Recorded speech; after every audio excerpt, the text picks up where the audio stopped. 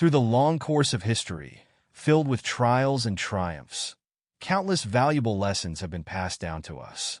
From ancient times, the wisdom of our ancestors has shaped profound insights into life, human nature, and interpersonal conduct. These teachings, despite spanning generations, remain timeless and relevant in today's world. If you find this video meaningful, please share it so others can join in and reflect as well. Thank you. The first story: how honesty was revered in the past. In modern society, many people often associate success with scheming and calculation. They believe honesty is a sign of weakness or inferiority. However, in the past, honesty was not only respected, but also served as the foundation for many to achieve high positions and gain the trust of society. Below is the story of Yin Shu, a shining example of honesty. Yin Shu, honesty as the foundation of success.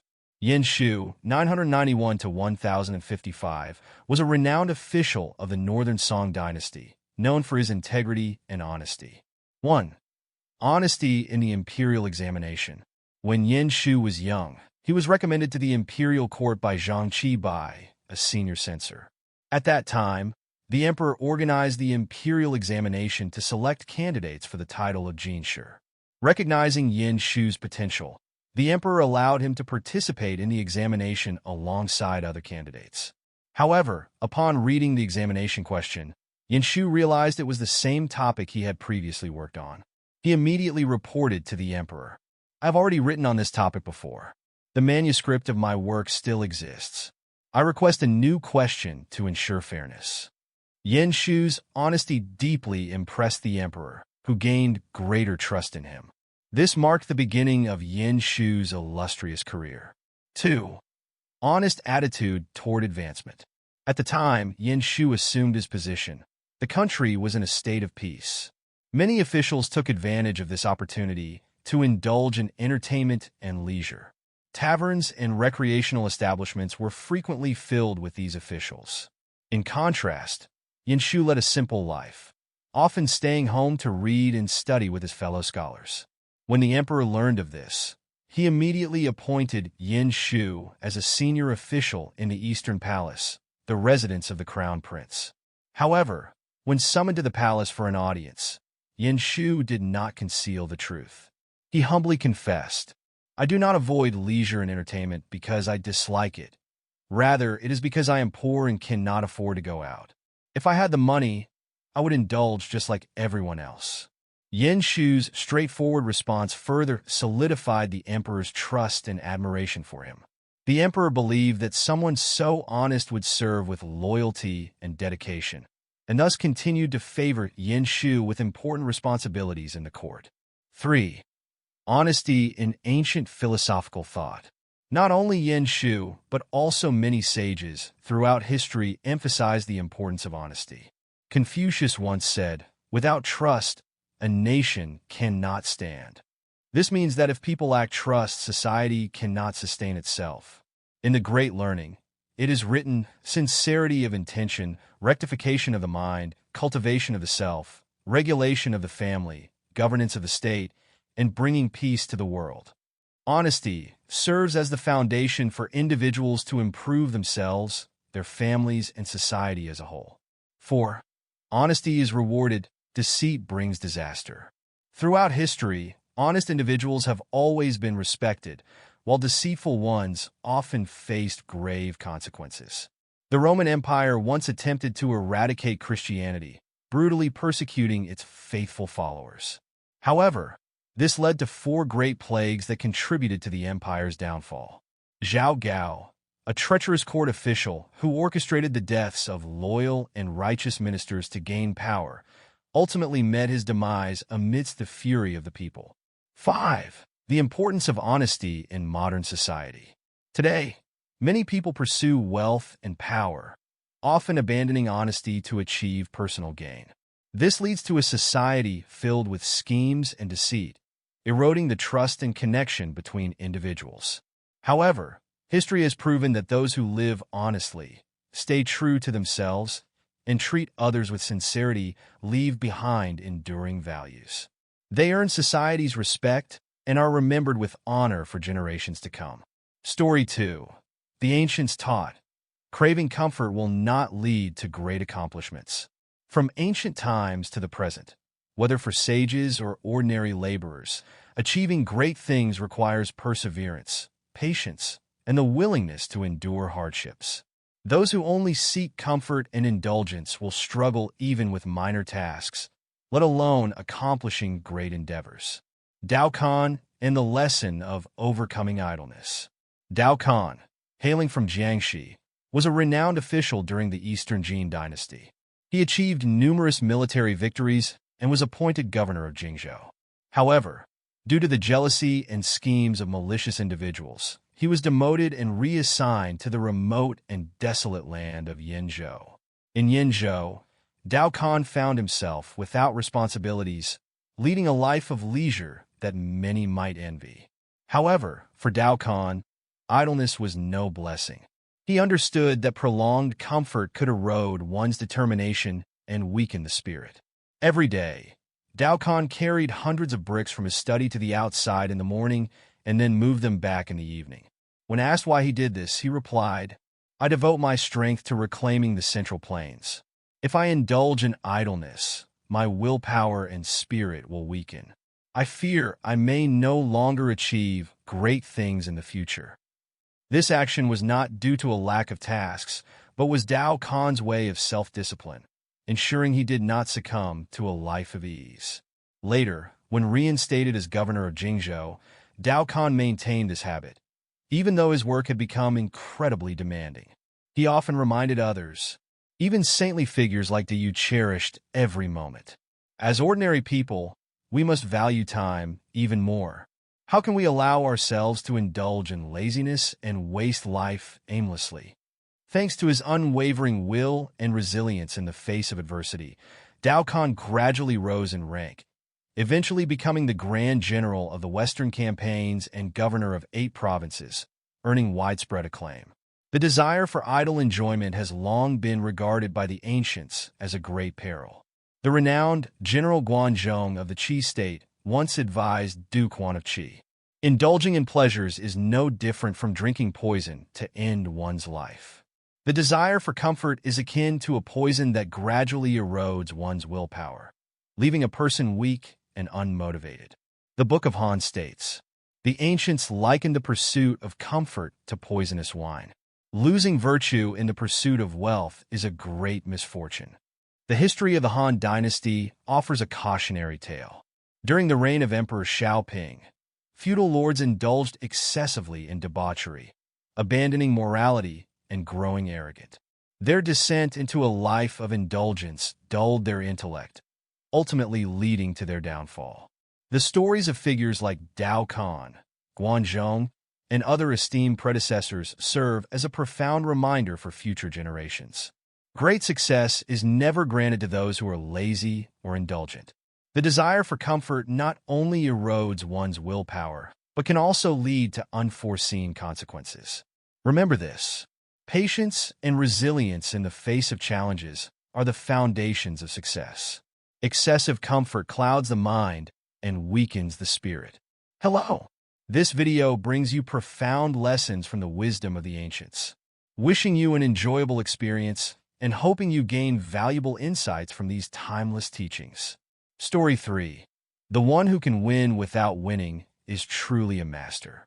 In life, winning does not always demonstrate wisdom or superiority. Instead, it is the way one conducts themselves in each situation that truly measures greatness. Losing does not necessarily mean failure, and winning is not always the ultimate victory. The story of Zhuo Zongtong, a renowned figure from the late Qing dynasty, vividly illustrates this principle. Zhuo Zongtong, a native of Hunan, was famous for his intelligence and courage. He was often compared to Zhuge Liang, a legendary figure from Chinese history, due to his exceptional political and military talents, particularly during the campaign against the Taiping Rebellion and his efforts to defend the frontiers. Beyond his leadership skills, Zhuo Zongtong was also a master of the game of Go, known for his unparalleled expertise in the art. On one occasion, While leading his troops on an expedition, Zhuozongtang passed by a thatched house with a signboard that read, "The best Go player under heaven." Intrigued by both his pride and passion for Go, he could not resist entering the house to challenge the owner to a game. In all 3 games, Zhuozongtang emerged victorious. Proud of his achievement, he confidently declared, "You should take down this sign now." With these words, he left the house, feeling triumphant. Not long after, on his victorious return, Zhuozongtang once again passed by the thatched house. To his surprise, the sign reading "The best Go player under heaven" was still hanging in its place. Curious, he entered the house again and proposed another game with the owner. This time, Zhuozongtang lost all 3 matches. Puzzled, he asked, "Why did you lose last time, but this time I lost all 3 games?" The owner calmly replied, "Last time, you carried a great responsibility to lead your troops into battle. I couldn't allow myself to diminish your morale, so I let you win. Today, now that you've returned victorious, I am free to play at my full strength." Hearing this, Zhuozongtang was suddenly enlightened. He felt ashamed of his arrogance, but was also deeply impressed by the homeowner. Bowing his head, Zhuozongtang said, "You truly deserve to be called the best Go player under heaven." The story of Zhuozongtang is not merely about Go skills, but offers a profound lesson in dealing with others. The homeowner was not only skilled in Go, but also possessed remarkable tolerance and wisdom. He understood when to win and when to lose in order to achieve greater purposes. A true master is not someone who seeks to win in every situation, but one who knows when to win and when to yield. The ancients often said, "Winning without the need to win is the greatest victory." An intelligent person may not always possess wisdom, but a wise person inherently includes intelligence. Tolerance and magnanimity are the true strengths. Excellence lies not only in skill, but also in kindness, understanding others, and the ability to maintain harmony in all situations. In daily life, striving to win is not always the best solution. Truly wise individuals know when to take a step back to move 2 steps forward. They do not focus solely on victory or defeat, but deeply understand the intentions of others, knowing when to let go to preserve relationships or create opportunities for others to shine. Like the host in the story, he did not feel the need to prove himself right away. Instead, he chose to yield, ensuring that the morale of Tatong Duong, a general in need of confidence to lead his troops, remained intact. This is the pinnacle of wisdom and character. Story 4. Chao Sun Lu Tui, the rare bond of kindred spirits. In humanity's long history, a kindred spirit, someone who understands your unspoken thoughts and emotions, has always been considered a treasure. Today, the term kindred spirit often refers to a deep friendship. However, in ancient times, it also implied mastery of music and the ability to grasp another's intentions through melody. One of the most renowned stories about such a connection is the legend of Du Ba Na and Tu Kai, a testament to the extraordinary bond between people through music. The story of Du Ba Na and Tu Kai. The tale begins with Du Ba Na, a talented musician, returning from a diplomatic mission to the state of Chu. On his way back, he stopped at the Hanyang River. Under the bright mid-autumn moon and amidst the serene scenery, Ba Na poured his soul into his zither, playing a soaring, intricate melody. Yet, before the music ended, one of the strings snapped. Surprised, Ba Na thought someone must be listening. His soldiers searched and found a woodcutter, Tu Kai, reflecting quietly by the riverbank. Ba Na invited Tu Kai aboard his boat. Through their exchange and Tu Kai's profound insights into the music, Ba Na realized that Tu Kai was his true confidant. Ba Na played the composition Chao Sun Lu Tui to test Tu Kai's understanding. Not only did the woodcutter grasp its essence, but he also offered profound interpretations, deeply moving Ba Na. They pledged brotherhood aboard the boat, promising to reunite the following mid-autumn festival. However, fate had other plans. When Ba Na returned to their meeting spot, he was devastated to learn that Tu Kai had passed away. Honoring his vow, Ba Na visited Tu Kai's grave and played the sorrowful piece Tin Thursday, Truong Han, filled with anguish. He then shattered his zither, vowing to abandon music, for without a kindred spirit to listen, it had lost all meaning. Su Koang and the ability to hear life through sound. The story of understanding through sound extends beyond Duba Na, and to Kentucky history records other extraordinary figures with profound musical perception, such as Su Koang, a blind music master during the spring and autumn period. Despite his blindness, Su Koang possessed the ability to hear sounds and foresee fortunes or misfortunes. When Duke Ping of Jin commissioned the casting of a large bell, Su Koang tested its sound and declared it off-pitch. Upon inspection, it was revealed that the bell indeed had manufacturing flaws. Su Koang's acute sensitivity to sound not only cemented his reputation, but also earned him the respect and admiration of kings and nobles alike. Kindred spirits in love. The Song of Phuong Ka Hong and the love story of Trak Van Quan. Kindred spirits are not only present in friendship, but also form a profound foundation for love. The story of the Song Phuong Ka Hong by Tu Ma Tuong Nu and Trak Van Quan is a beautiful testament to a love blossoming from the harmony of souls. Tu Ma Tuong Nu, a renowned scholar of the Western Han Dynasty, was famous not only for his literary talents but also for his exceptional skill in playing the zither. Trak Van Quan, a young widow celebrated for her beauty and intellect, lived in a wealthy family. After her husband's death, she returned to live with her father, carrying a deep sorrow and retreating from the world. One day, Tu Ma Tuong Nu was invited to a banquet at Trak Van Quan's father's house. Upon seeing her, his heart was struck by love at first sight. Recognizing her love for music, Tu Ma Tuong Nu decided to express his feelings through his zither. He chose the song Phuong Ka Hong, a melody symbolizing a pair of phoenixes searching for their mates, conveying passionate love and deep resonance. As the melody filled the air, each note was like a heartfelt confession. There is a beauty, seen once and never forgotten. A day without seeing her, my thoughts go wild. Trak Van Quan sat silently, her heart deeply moved. She not only understood the meaning behind each note, but also felt the genuine affection of Tu Ma Tuong Nu. Through her gaze, she responded with profound empathy.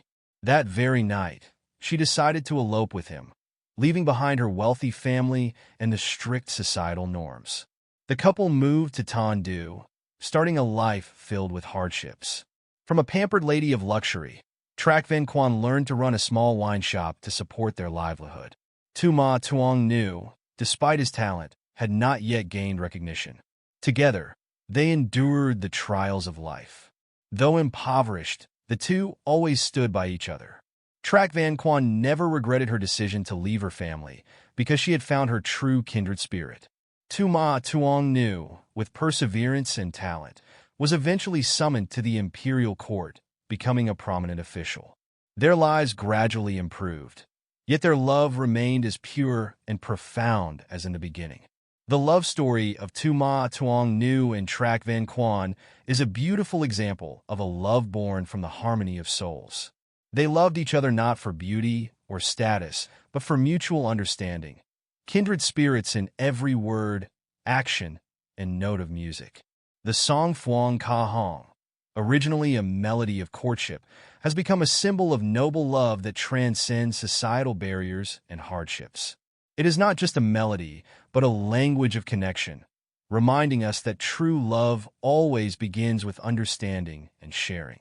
Tu Ma Tuong Nu and Trak Van Quan taught us that kindred spirits in love are not merely a shared voice of two hearts, but a commitment and companionship through every challenge. This is what makes their story an endless source of inspiration for posterity. Kindred spirits are rare, but when found, they become an invaluable treasure. These stories not only recount musical talent, but also convey profound life lessons about harmony, understanding, and human connection. Story 5. The Anecdote of Han Tin Sharing Oil, a lesson in wisdom and the love of learning. In ancient times, history recorded many examples of exceptional wisdom and a profound love of learning, leaving valuable lessons for future generations. One such example is the anecdote of Han Tin, an illustrious figure known not only for his military prowess but also for his intelligence and remarkable problem-solving skills. The story of Zhang Liang helping to divide wine, skillful and intelligent. Zhang Liang, renowned for his exceptional intellect and talents, was admired from a young age for his cleverness and ability to solve problems. One day, while passing through a market, he came across two wine sellers engaged in a heated argument. It turned out that they were co-owners of a large barrel of wine, but at the end of the day, they couldn't figure out how to equally divide the remaining wine, leading to an intense dispute. The leftover wine amounted to 8 jin, but the two sellers only had two measuring tools, a gourd that held 5 jin and a smaller scoop that held 3 jin. Despite trying various methods, they failed to split the wine evenly, escalating the situation further. Seeing this, Zhang Liang approached them and gently said, "Let me help you divide the wine fairly." He instructed, "First, fill the small scoop, 3 jin, with wine and pour all of it into the large gourd, 5 jin. Next, fill the small scoop, 3 jin, again and pour it into the large gourd until it is full, 5 jin. At this point, there will be 1 jin of wine remaining in the small scoop. Transfer all the wine from the large gourd back into the barrel. Then pour the remaining 1 jin of wine from the small scoop into the large gourd. Fill the small scoop, 3 jin, once more and pour it into the large gourd. At this point, the large gourd contains exactly 4 jin of wine, and the remaining wine in the barrel is also precisely 4 jin." The two wine sellers were deeply impressed by Zhang Liang's skillfulness and intelligence and expressed their gratitude profusely. This story teaches us that in any situation, one should use wisdom and calmness to solve problems instead of engaging in futile arguments.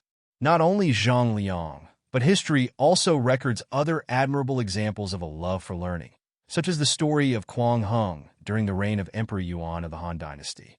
From a young age, Quang Hung was renowned for his diligence and eagerness to learn. However, his family was so poor that they couldn't afford oil to light a lamp for him to study at night. His neighbor, on the other hand, was wealthy and kept their lamp lit throughout the night. Unfortunately, the neighbor did not allow him to study by their light. Undeterred, Quang Hung came up with a solution. He made a small hole in the wall dividing the two houses, allowing the light from the neighbor's lamp to pass through just enough for him to read. Despite the dim light, Quang Hung persevered and studied every night. Thanks to his unwavering determination, he eventually became a distinguished and celebrated official. Quang Hung's story serves as a reminder that, with determination, any difficulty can be overcome. Heaven never closes all paths for those who strive. These stories are not only evidence of extraordinary intelligence and determination, but also convey profound lessons about learning and conduct in life. They teach us that when facing difficulties, we should remain calm and use our intellect to find solutions. Hard work, perseverance, and determination are the keys to unlocking every door to success. These anecdotes will forever serve as a source of inspiration, encouraging people to continuously strive forward despite all adversities. Story 6. Zhuge Liang's strategy rooted in integrity.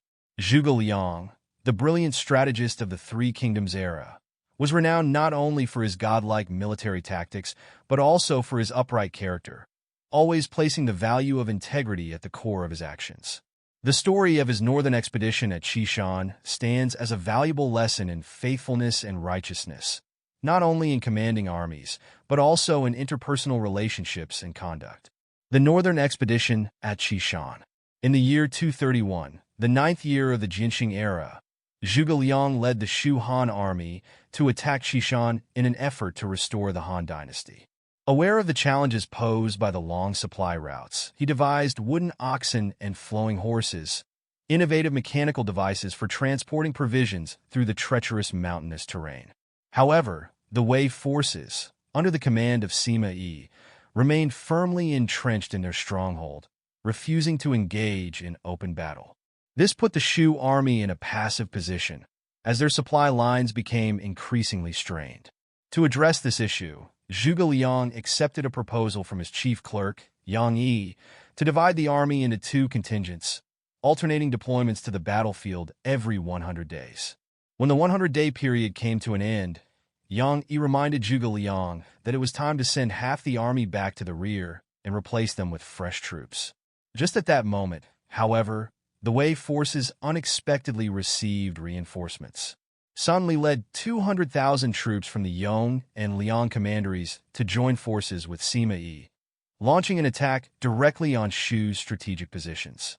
Faced with the imminent threat of assault, the subordinate generals urged Zhuge Liang to keep the current troops on the battlefield to confront the enemy and delay their return home. However, Zhuge Liang firmly declared, "I base my strategy on integrity. Once an order has been given, it cannot be rescinded. These soldiers are prepared to return home. Their parents, wives, and children are waiting for them. If I retain them now, it would betray their trust and damage their faith in me."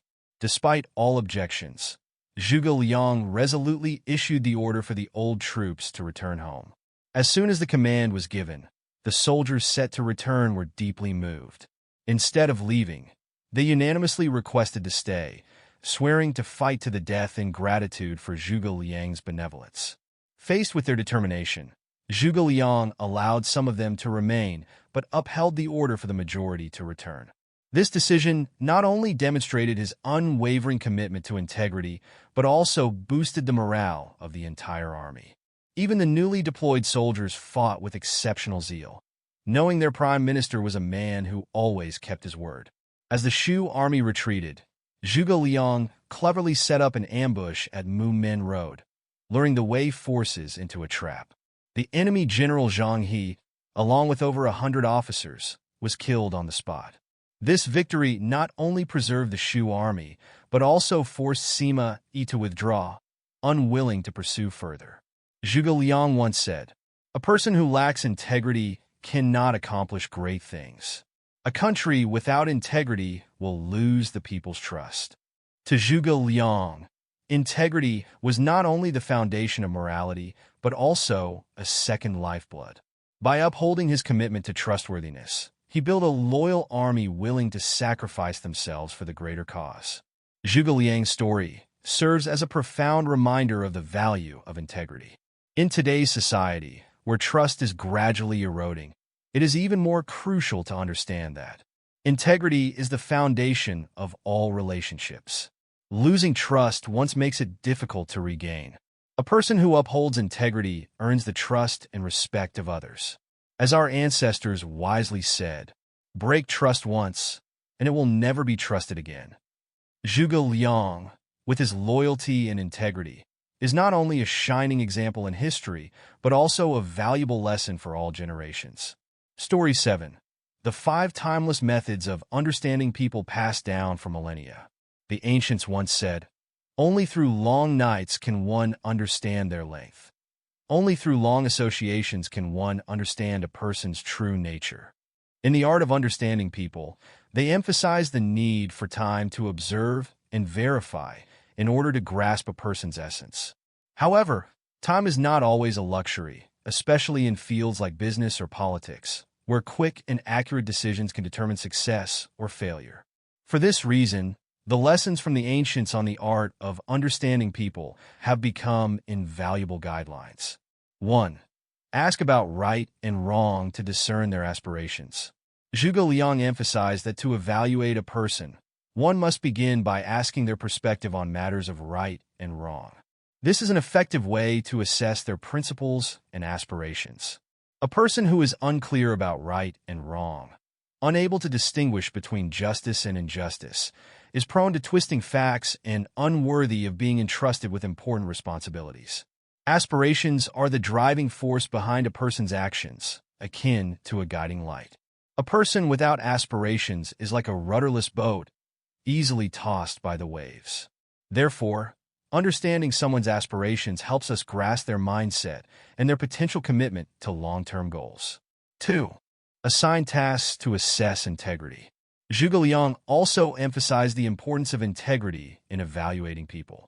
He believed that one should not only listen to promises, but also observe how those promises are fulfilled. Integrity is not merely about keeping one's word. It also reflects the ability to complete tasks responsibly. By assigning specific tasks, we can clearly see a person's seriousness, attitude, and capability in execution.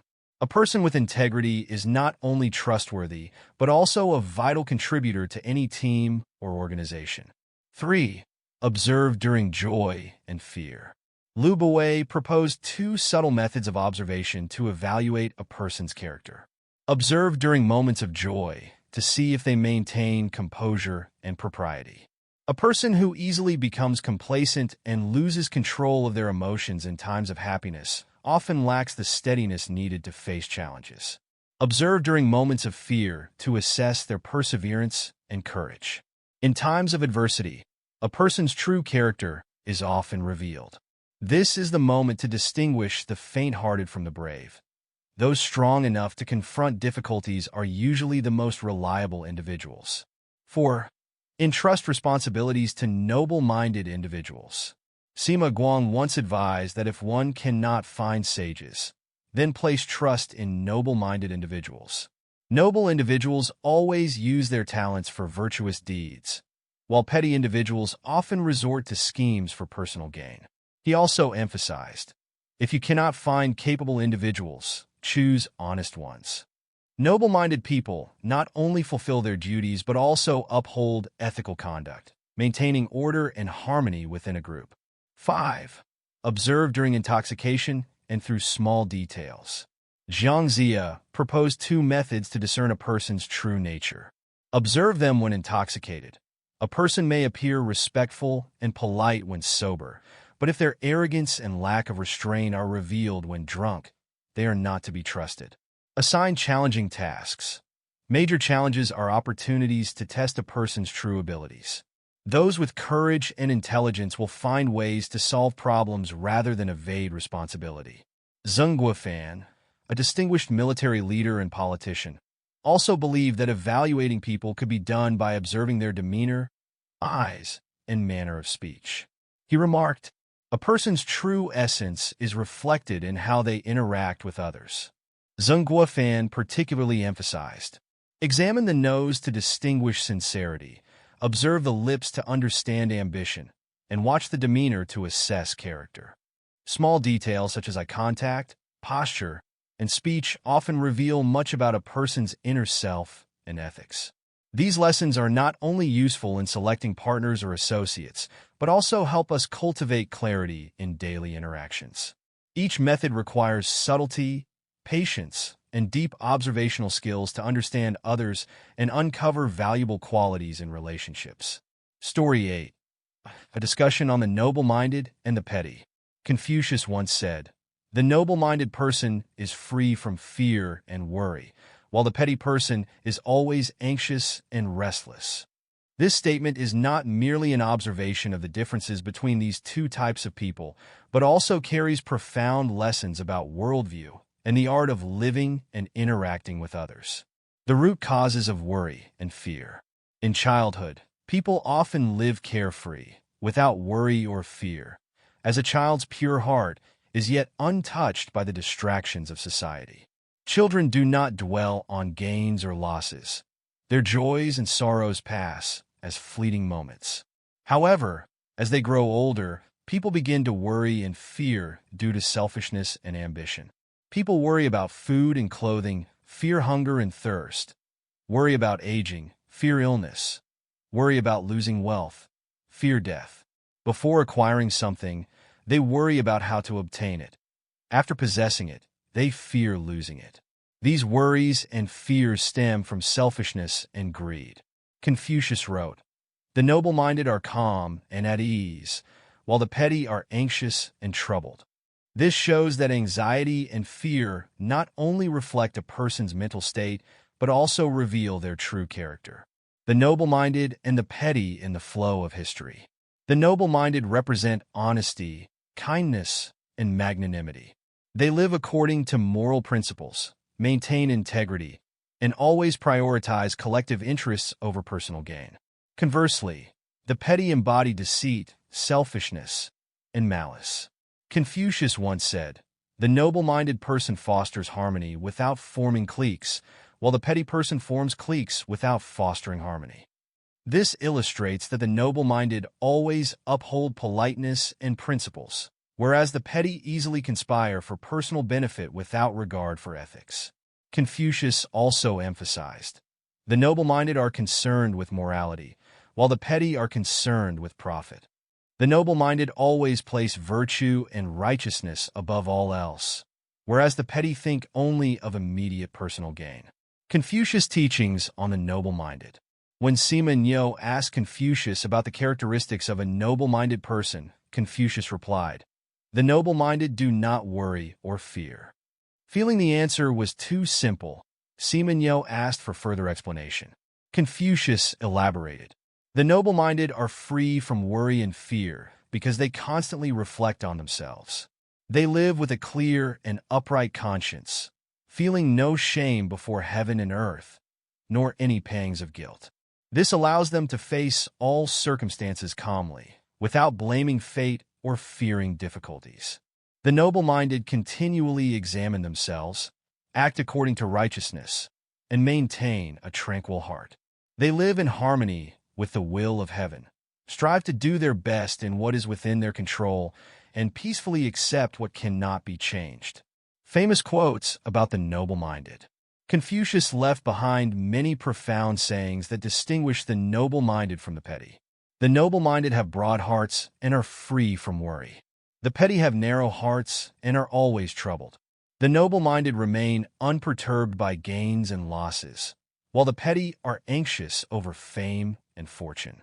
The noble-minded do not worry about gain or loss, but focus solely on righteousness. Confucius also outlined 3 principles that the noble-minded must follow to achieve the highest state of being. 1. Benevolence without worry. The noble-minded uphold benevolence and righteousness, living honestly and with a clear conscience. They remain unbothered by gains or losses and accept their fate with contentment. 2. Wisdom without doubt. The noble-minded possess a clear understanding of moral principles, distinguishing right from wrong and truth from falsehood. This clarity allows them to maintain sound judgment in all circumstances. 3. Courage without fear. The noble-minded have a generous heart and do not fear facing difficulties or responsibilities. They dare to do what is right, even when confronted with challenges or dangers. The noble-minded and the state of tranquility. The noble-minded do not grieve over the past, nor yearn for what is yet to come. They understand contentment, appreciate what they have, and maintain inner peace. Buddha Shakyamuni once said, "A person of high virtue radiates a calm demeanor, an aura of joy. They are not burdened by the past, nor worried about the future, but live fully in the present." The noble-minded achieve this state not through luck, but through cultivation, self-discipline, and living in accordance with moral principles. This state of tranquility is the ultimate goal that everyone should strive for in their journey through life. Story 9. Retribution in the Underworld. The law of karma is an immutable principle of the universe, like the air surrounding us, present everywhere without exception. The following story is about Venerable Bauda, a great disciple of the Buddha, renowned for his extraordinary supernatural abilities. Not only could he witness the supreme beauty of the heavenly realms, but he was also able to observe the tormenting scenes of suffering in the dark underworld. One night, as Venerable Bauda meditated in a mountain cave, a sudden cold wind blew through. A ghostly figure appeared, looking sorrowful, and knelt before the Venerable, saying, "Venerable Sir, I have lost the opportunity to enjoy the material pleasures of the mortal world. But why, even as a ghost, am I plagued with constant, unbearable headaches?" The Venerable gazed at the ghost calmly and replied, "You need not feel unjustly treated. Your headaches are not a punishment from King Yama, but are the result of the karma you created. When you were alive, you often caused trouble for others, making those around you feel distressed and burdened because of you. Even when things were going well, you ruined them with your selfishness. Now, you are experiencing the very pain you inflicted upon others as your karmic retribution." Immediately after, another ghostly figure appeared, trembling all over with a face full of shame. The ghost said, "Venerable sir, why do I not even have a single piece of clothing to cover my body?" The venerable gently replied, "When you were alive, you hoarded fabric, engaging in profiteering while disregarding the suffering of others. You showed no concern for their hardships. Now, you must endure the suffering of being naked to understand the pain of those who were deprived because of you." Next, a skeletal, frail ghost bowed its head and asked, "Venerable sir, why am I always hungry and unable to find food?" The venerable replied, "When you were alive, you always counted every morsel of food for your subordinates, never allowing them to eat their fill. You even let the animals you cared for suffer from hunger and thirst because of your stinginess. As a result, now you must suffer the karmic retribution of being a hungry ghost." Finally, a ghost wearing tattered clothes, with disheveled hair, approached and asked, "Venerable sir, why do I wander with no place to call home, like a snail without a shell?" The venerable calmly responded, "When you were alive, you were greedy, often cutting corners in your construction projects, using substandard materials to profit. The people living in the houses you built were always forced to make repairs and lived in unrest. Now, you must experience the sensation of having no place to return to." Story 10. Desperation leads to inviting beggars for a meal. Van Can, a man of noble character and integrity, lived during the late Ming Dynasty. Despite his virtuous nature, he faced financial hardship. Having just passed the local exams, Van Can harbored hopes of advancing further by participating in the prestigious imperial exams in the capital. However, he lacked the money for travel expenses and began seeking loans from friends and acquaintances. Everyone knew of his poverty and feared that he would not be able to repay the money, so no one was willing to help. Undeterred, Van Can came up with an idea. He proposed forming a mutual fund group. According to local custom, anyone lacking money for travel expenses could invite friends to each contribute a portion. The borrower would sign a promissory note, pledging to repay the full amount later. After several days of persuasion, Van Can managed to gather 7 people who agreed to participate. On the appointed day, Van Can cleaned his house, laid out wine and delicious food, and waited eagerly. However, from morning till night, not a single person showed up. Feeling disappointed and desperate, he stepped outside and found a group of beggars gathered in front of his door. They had assumed that a grand feast was being held inside and had come to ask for leftover food. Van Can looked at the group of beggars, his heart burning with frustration, but he finally sighed and said, "I didn't prepare this feast for a wedding or a celebration, but to invite friends to contribute funds for my imperial exam." However, they all went back on their word, leaving me with no hope. So please come in and eat, as a gesture of my sincerity. Moved by his words, the beggars entered and ate their fill.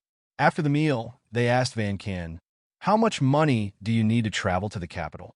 Van Can replied, "I only need enough to get by on the journey." The beggars exclaimed, "That's nothing. We are willing to escort you there." The next day, the group of beggars helped Van Can carry his luggage, strapped his travel books, and bought food along the way using the money they had collected. Upon arriving in the capital, they continued to solicit money for his exam fees. As a result, Van Can passed the imperial exam and was appointed as the magistrate of a distant region. Before taking office, Van Can returned to his hometown to visit his family. The beggars also accompanied him. When it was time for him to leave for his post, they said, "Sir, focus on your duties as an official. We will take care of ourselves. Whenever you need us, we will be there to help." After assuming his position, the beggars helped Van Can gather information. Thanks to their efforts, he was able to eliminate the local bandits and bring peace to the region. For this accomplishment, Van Can was promoted to the position of prefect. However, true to his nature, he had no interest in fame or profit, so he soon retired and returned home to care for his parents. Before retiring from his official duties, Van Can intended to find work for the group of beggars, but they each went their separate ways, leaving no names or contact details. This left him with deep regret. Whenever he shared the story, Van Can would always express with a sigh, Those of low status, who are often looked down upon by society, were the ones who gave me the opportunity to change my life. How precious they truly are. Story 11. The Monk and the Karmic Debt of 40 Years. The ancients have a saying, "The cycle of revenge never ends." In this world, there exists an invisible thread known as karmic fate. Once this connection is made, it cannot be severed, and it is only by bravely confronting it that we may hope to resolve the enmity. During the Ming Dynasty, a young man named Lion, intoxicated by alcohol, got into a dispute with another person. In a fit of rage, he accidentally struck the other man, causing him to fall to the ground and die instantly. Overcome with fear at the gravity of his crime, Lion fled to a remote and distant area, hoping to escape the consequences. Many years later, filled with remorse and seeking redemption, he became a monk and took the Dharma name Tien Tam. After many years of rigorous meditation, Tien Tam reached a state of great enlightenment and became a renowned Zen master, with hundreds of disciples following him. When Tien Tam turned 70, one morning, he unexpectedly bathed and then ascended the teaching platform. He spoke to his disciples, saying, "From now on, you are not to act or speak. I will personally resolve a karmic debt from 40 years ago." The Zen master then entered meditation until noon. Suddenly, a fierce soldier entered the temple, holding his bow and arrows high, his face filled with murderous intent. Upon seeing Tien Tam, the soldier's anger intensified, and he was ready to strike. The Zen master calmly put his hands together and said, "I have been waiting for you here for a long time." Surprised, the soldier lowered his bow and asked, "I have never known you before, but for some reason, as soon as I saw your face, I felt an overwhelming urge to kill you. What is the reason for this?" The Zen master smiled and replied, "A debt must be paid, and that is the law of fairness. You need not hesitate. Just do what you came to do." He turned to his disciples and instructed, "After I pass away, you should invite this benefactor to a meal and then escort him home. If anyone holds resentment toward him, they are going against the will of heaven and my teachings. They will no longer be my disciples." Upon hearing this, the soldier became even more confused and asked the Zen master to explain. Tien Tam then recounted the events of 40 years ago, the drunken dispute that led to the unjust death of another person, and revealed that the soldier standing before him was the reincarnation of that very individual. Upon hearing this, the soldier was deeply shaken and recited a poem aloud. "Revenge upon revenge. When will it end? Lives meeting again is no mere coincidence. Meeting the true master, the truth is revealed. Today I bid farewell toward the western paradise."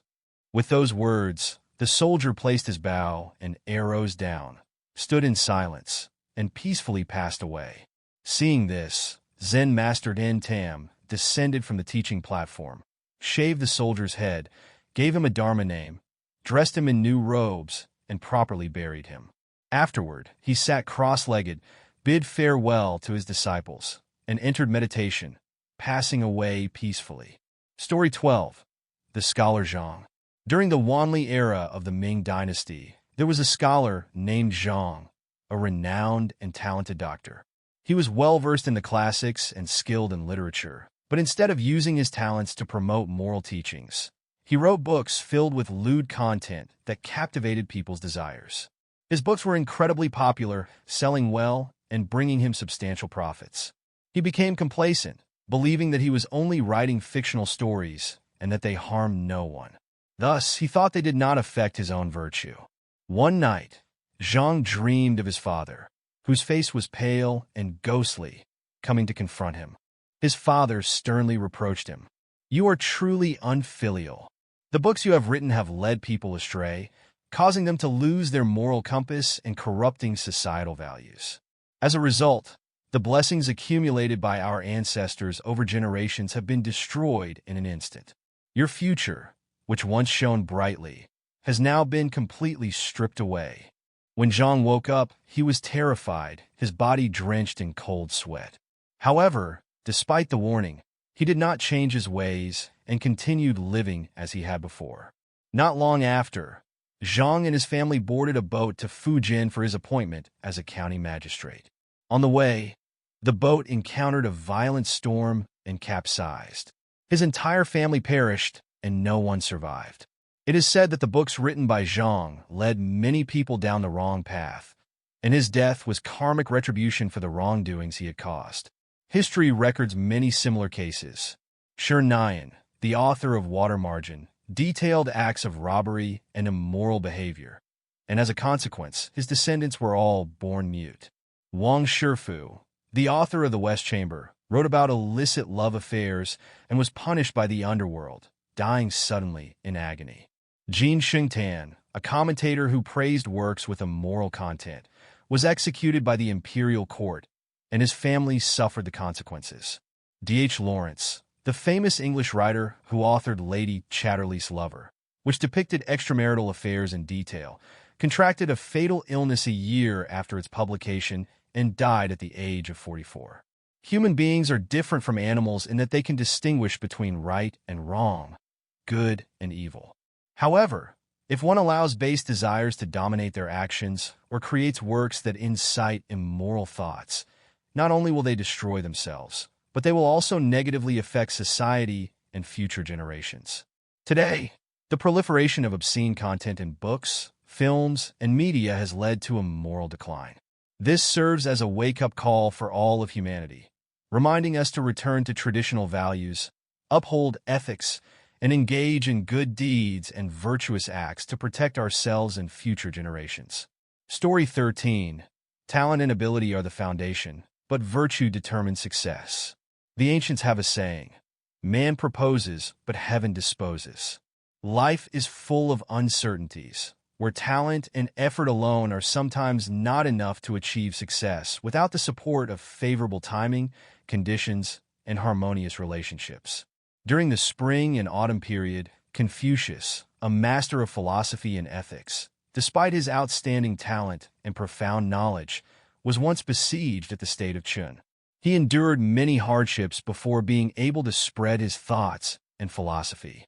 Similarly, Zhang, known for his extraordinary intelligence, had to fish by the Wei River for many years before being recognized and called upon to assist King Wu of Zhou in establishing the Zhou dynasty. History also records the story of Han Xian, who once suffered from poverty so severe that he had to beg for food from an old woman by the riverbank. However, when his fortunes changed, he rose to become a great general, playing a key role in establishing the Han dynasty. Yet, due to a lack of caution and the envy of others, he lost everything and died as a result of a conspiracy. Li Guang, a famous general of the Han dynasty, known for his archery skills and bravery on the battlefield, despite his many achievements, was never granted the title of Marquis. Similarly, Feng Duong, a man with the ability to govern and bring peace to the people, never had the opportunity to fulfill his grand ideals. These stories show that while talent and ability are important, they are not enough to guarantee success without luck and opportunity.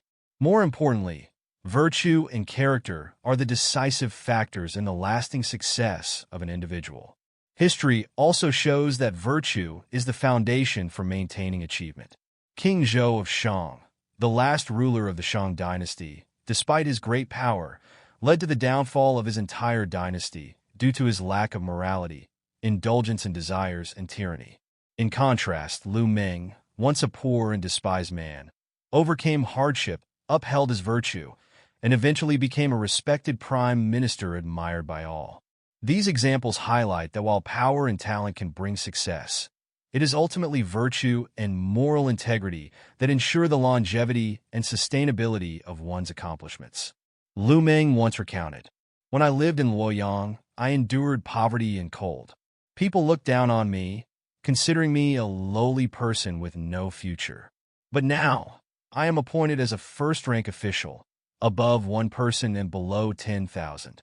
This is not because of my extraordinary talent, but because heaven and fate have been kind to me. When I was wealthy, I did not indulge.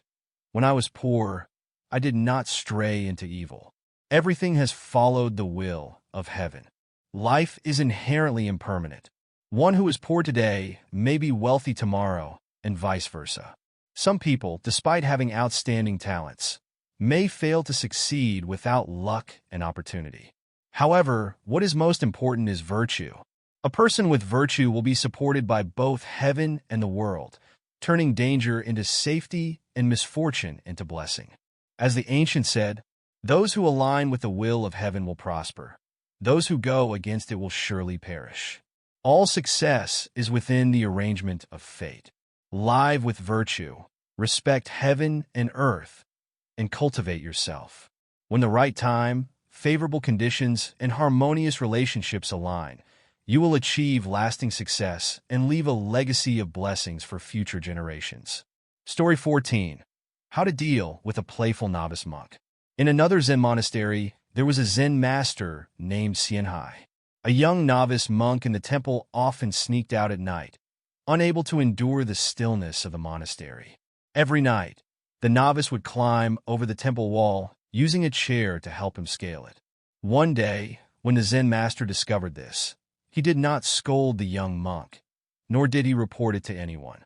Instead, he quietly moved the chair and sat in the same spot, waiting for the novice to return. Late at night, the novice monk returned, unaware that the chair had been moved.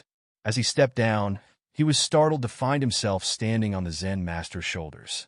Terrified, he knelt down, speechless with shame. The Zen master gently helped him stand up and said, "It's quite cold tonight. Be careful not to get soaked by the dew. Go inside and rest." From that day on, the Zen master never mentioned the incident to anyone. However, it was the silence and compassion of the master that made the novice feel deeply ashamed. Deep in his heart, the young monk made a vow to change his ways and never sneak out to play again. Many years passed, and the young novice who once snuck out at night had now become a wise monk, deeply knowledgeable in the teachings of Buddhism. He was invited to speak at other monasteries, sharing his own story to inspire others. One day, when asked about the turning point in his monastic life, he shared, "Back then, it was the silence and compassion of my teacher that changed my entire life. I realized that sometimes a gentle form of guidance can be more powerful than any reprimand. That was the greatest lesson I learned from my master." Story 15. Where does a person's fortune come from? Once, there was a wealthy old gentleman who wanted to prepare a good piece of land with favorable feng shui to be his burial site after he passed away. He invited a famous feng shui master to help him choose the land. However, due to his busy schedule, he asked his grandson to accompany the feng shui master to inspect the land instead. During the trip, they arrived at a plot of land that the feng shui master deemed to be excellent. While they were surveying the area, the grandson tugged on the master's sleeve and whispered, "Master, please step aside for a moment. I see some poor children from the village secretly harvesting wheat from our field. I don't want them to be scared and run away." The feng shui master listened quietly and looked at the boy for a long time. After the children left, he took the boy's hand and said, "With someone like you and your family, a heart so kind, no matter where you and your grandfather are buried, it will be a good resting place. Your kindness has already accumulated blessings for your entire family. Fortune is not something that falls by chance, nor is it something gained through competition. It is accumulated through kindness, integrity, and righteous actions." As the feng shui master said, "One part of a kind heart is worth more than the best feng shui land." Keep your heart pure, do good deeds, and cultivate virtue. When you live with integrity, blessings will naturally come to you and your family. Story 16. Don't let go when you're just one step away from the finish line. A man weighing 120 kilograms decided to change his life as he approached his 40th birthday. For him, obesity was not only a health issue, but also a source of numerous challenges in his life. Feelings of insecurity, difficulties at work, and even sympathetic glances from those around him. He began his journey of self-change by exercising every day. On the first day, his body resisted, and the exercises felt like torture.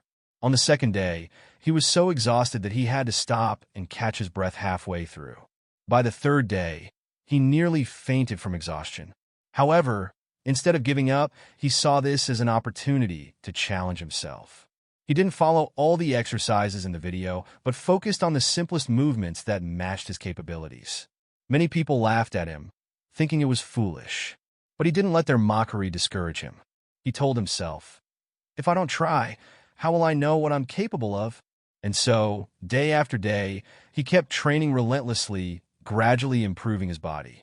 After more than a year, he had lost 45 kilograms, a number he never thought possible. Now his body was not only slim and healthy, but also full of energy. The man who once struggled with insecurity had now found confidence in himself and could clearly feel the difference in his life. When he shared his story, he said, "This journey was not easy, but the one thing I didn't do was give up. Every day I made a little progress, even if it was just one small step. That's how I achieved what I have today." In life, each day we lay the first bricks to build our success. But if you give up halfway, missing the final brick, persistence, then all the previous efforts will have no meaning. Don't let difficulties hold you back or make you miss valuable opportunities. Maintain a positive mindset, patience, and enthusiasm just as you did at the beginning. Because the sweet fruit of success is always very close, reserved only for those who dare to persevere until the end.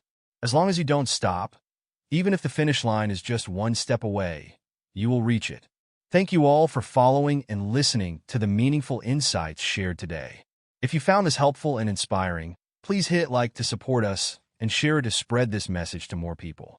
Don't forget to subscribe to the channel so you won't miss out on the next valuable content. We truly appreciate your support and hope to continue providing useful information in the future. Thank you, and see you again soon.